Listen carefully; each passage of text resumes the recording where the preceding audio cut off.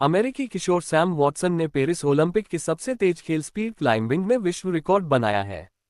मंगलवार तक टेक्सास का एक 18 वर्षीय युवक सबसे तेज ओलंपियन होने का दावा कर सकता है, कम से कम जब लंबवत यात्रा करने की बात आती है।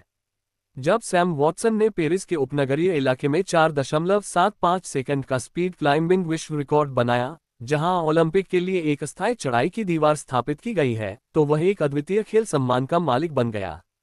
वॉटसन ने कहा, मुझे लगता है कि 4.75 समयबद्ध खेल में ओलंपिक में अब तक का सबसे तेज समय है।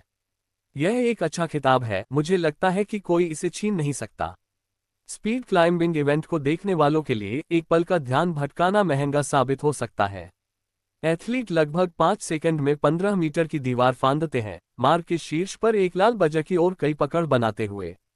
इस घटना में बिजली की तरह प्रतिक्रिया और तेज चिकोटी मांसपेशी फाइबर एक आवश्यकता है, जबकि एक पैर का फिसलना या एकाग्रता की एक क्षणिक चूक के परिणामस्वरूप एथलीट प्रतियोगिता से बाहर हो सकता है। वॉटसन ने इस साल की शुरुआत में चीन में एक विश्व कप कार्यक्रम में 4.79 सेकंड का पिछला स्पीड क्लाइंबिंग विश्व रिकॉर्ड बनाया था। इससे पहले इंडोनेशिया के वेड्रिक लियोनार्डो ने मंगलवार की हीट में उस समय की बराबरी की थी। अगले दौर में वॉटसन एक बार फिर तेज हो गया। ये खेल केवल जितना हो सके उतनी तेजी से आगे बढ़ने के बारे में नहीं है, बल्कि इसके बारे में भी है। मैंने खुद से कहा, अगर मैं उस एथलीट को लेकर आता हूं जो मैं ओलंपिक खेलों में बन गया हूं, तो ये बहुत संभव है कि मैं इस भीड़ के सामने इस मंच पर विश्व रिकॉर्ड तोड़ सकता हूं, और यह निश्चित रूप से वास्तव में एक अच्छा जीवन अनुभव था। स्पोर्ट क्लाइंबिंग ने 3 साल पहले टोक्यो में ओलंपिक में पदार्पण किया था, जिसमें विवादास्पद रूप से 3 विषयों स्पीड, बोल्डरिंग और लीड को एक पदक स्पर्धा में शामिल किया गया था। स्पीड क्लाइंबिंग को लीड और बोल्डरिंग से अलग कौशल माना जाता है, और तीनों में महारत हासिल करना लगभग असंभव कार्य है। चेक गणराज्य के एडम ओनरा, जिन्हें व्यापक रूप से दुनिया के सबसे महान ऑलराउंड पर्वतारोहियों में से एक माना जाता है, ने पिछले प्रारूप को सकस कहा, क्योंकि उन्हें जितनी जल्दी हो सके दीवार पर चढ़ने की क्रिया को समझने में संघर्ष करना पड़ा।